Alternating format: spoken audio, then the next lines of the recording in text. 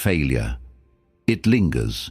It sits in the back of your mind, shaping how you see yourself, how you move through the world, how you define what is possible. It is that silent weight that holds you back from trying, from risking, from stepping into the unknown. We fear it. We avoid it. We do everything in our power to escape it because we have been taught that failure is a verdict, a judgment, a sign that we are not good enough. But what if that is the biggest lie we have ever believed? What if failure isn't the opposite of success, but part of it? What if the only true failure is never trying at all? Look at the people who changed the world, the greatest minds, the most resilient leaders, the pioneers of human progress. Every single one of them failed, not once, not twice, but relentlessly. Thomas Edison failed over 10,000 times before inventing the light bulb. Michael Jordan was cut from his high school basketball team. J.K. Rowling faced rejection after rejection before Harry Potter became a global phenomenon.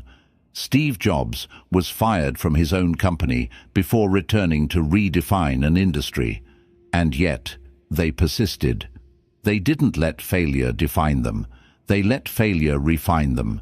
If failure truly meant the end, none of their stories would have continued. But they did. And the real question is not whether you will fail, because you will. The real question is, what will you do when it happens? Failure feels terrifying because we are wired to avoid it.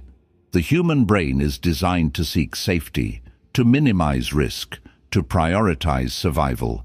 In our evolutionary past, failure often meant real danger. A mistake in judgment could mean injury, starvation, or death.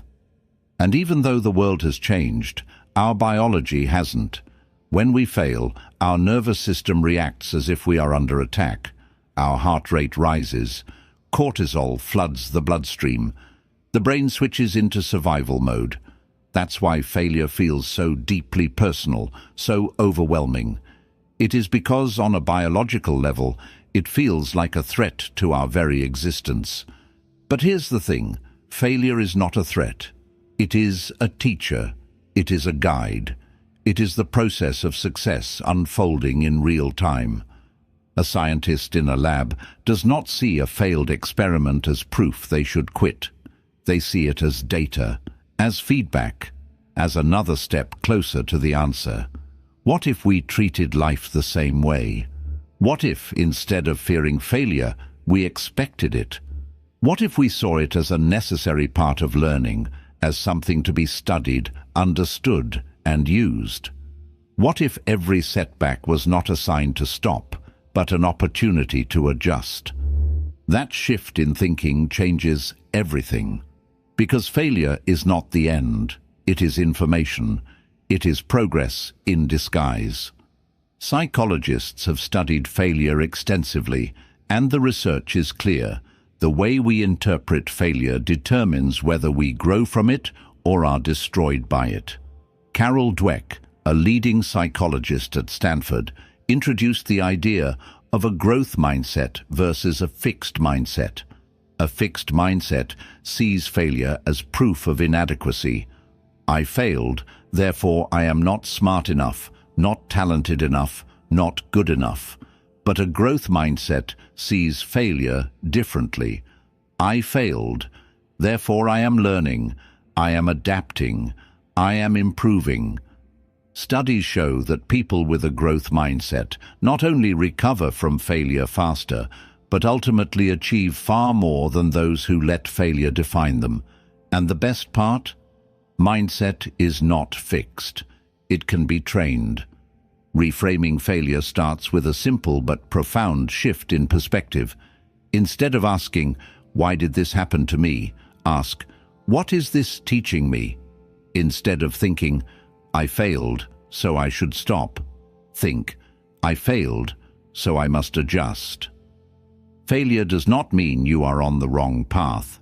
It means you are on the path, and avoiding failure is far more dangerous than facing it. because the person who never fails is the person who never tries. The person who plays it safe, who never takes risks, who never steps outside their comfort zone, what they don't realize is that they are failing in a much deeper way. They are failing by default. Think about the silent cost of avoiding failure. Every dream that was never pursued because someone was afraid. Every idea that was left unspoken because someone feared rejection. Every opportunity that was missed because someone hesitated for too long. The greatest losses in life are not the failures we experience. They are the things we never even attempt. History is filled with stories of people who embraced failure and turned it into their greatest advantage. Edison once said, "I have not failed. I've just found 10,000 ways that won't work." Michael Jordan once said, "I have failed over and over and over again in my life, and that is why I succeed." Walt Disney was fired from his first job for lacking creativity. His first company went bankrupt. Today, his name is synonymous with imagination itself. These are not exceptions. These are patterns. Because greatness is not the absence of failure. It is the mastery of it. So how do we train our minds to handle failure? First, we must separate failure from identity. Failing at something does not mean you are a failure. It is simply an event, an outcome, a moment in time. It is not who you are. Second, we must treat failure as a system for improvement. When something doesn't work, study it. Ask, what went wrong? What was in my control? What would I do differently next time? Approach failure scientifically, not emotionally. Third, we must train ourselves to be comfortable with discomfort. Failure feels uncomfortable, but so does growth. If you want to master failure, practice putting yourself in situations where you might fail. Try things you're bad at. Take risks that stretch your abilities. Push yourself beyond what is safe. The more you expose yourself to failure, the less power it has over you. Maybe failure is not something to be feared. Maybe failure is not an obstacle. Maybe failure is an invitation to grow, to refine, to adapt. What if failure is not a signal to stop, but a signal to start again? The only way to truly fail is to stop trying. So the next time you fail, ask yourself, what can I learn from this?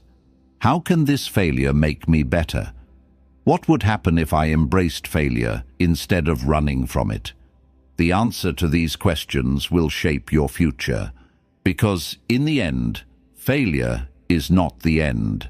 Failure is just the beginning. If this conversation resonated with you, consider sharing it with someone who needs to hear it. And if you haven't already, don't forget to like, subscribe, and leave a comment. I'd love to hear your thoughts. Thank you for listening.